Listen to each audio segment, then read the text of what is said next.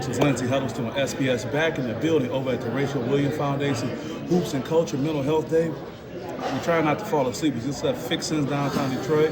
Yeah, exactly. We made it over here. We got all the teams here.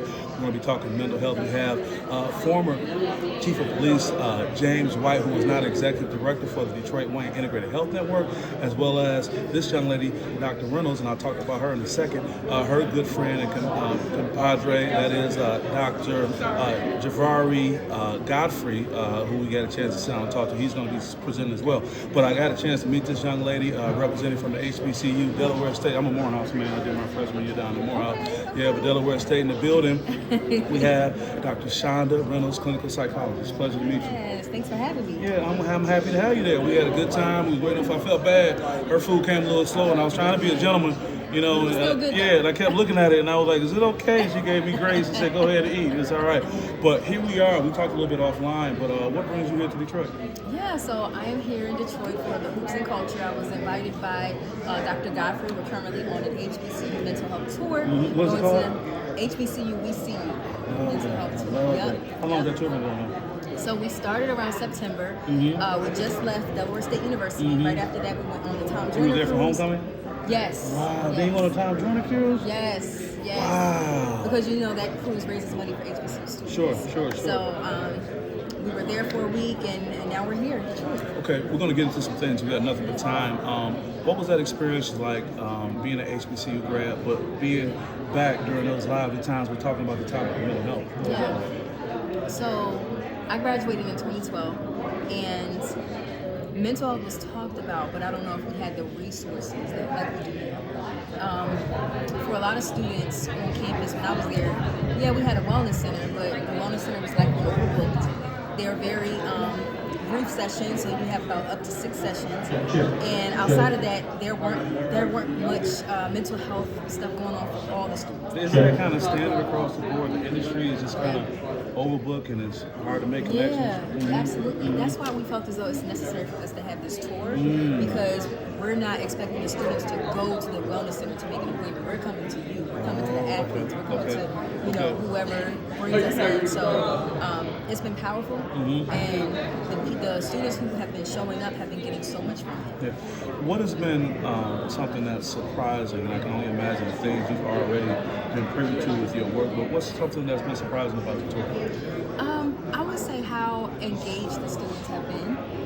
So of course, anytime we talk about mental health, there's an expectation that, it's a stale topic, nobody's really interested in talking about it, but you'll see his energy soon. But I already fucking know. I already know. Okay. Right. So, one thing that's unique about Doc and I is that we're speakers, we're great speakers, but we know how to creatively speak. Like we're going to be able. So it's one thing to be able to explain, let's say, the cognitive theory to somebody, but it's another situation to be able to explain it in a way that's impactful and relatable to them. And everybody doesn't have that skill set. Is that cultural? Is that generational? What are the things that you think helps you do that? I would say one, cultural. Two, the fact that we're both passionate about it. Like we don't just do this because we want to get paid. Like we do this because we want to see students change from a holistic standpoint. So how does that work? My experience as a sports psychologist. So you don't want to do a one-off. You don't want to tell somebody you can help them with just one experience. But with you kind of being in transition with people, how do you kind of measure your success, if that's a fair question to ask? Yeah, so we make sure we give out surveys to everyone. I'm sure that's pretty revealing in the survey. Yep.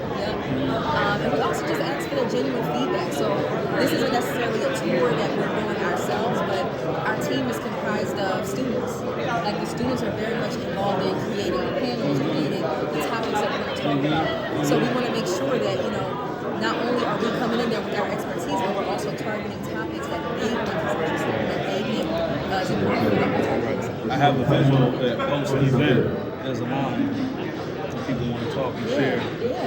Whether they use themselves as an example, someone else, but what is it like to engage with someone? And not to say that they're actually having an episode, but you can tell that they're dealing with something. And how do you kind of keep your emotional bandwidth free enough to be able to support them, but still be able to move forward? Yeah, so our goal is really to go to these campuses and these events to start the conversation.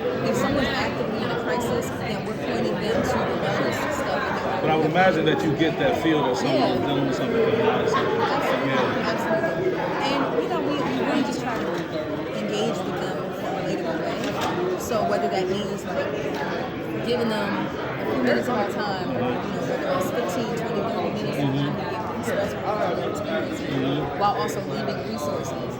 Like that is how we make sure that the work continues. It's not just a one-off type of Right, and seeing that you're present with that. So tell me, what's your take of things so far? I mean, we got a whole full day. We have the event tonight.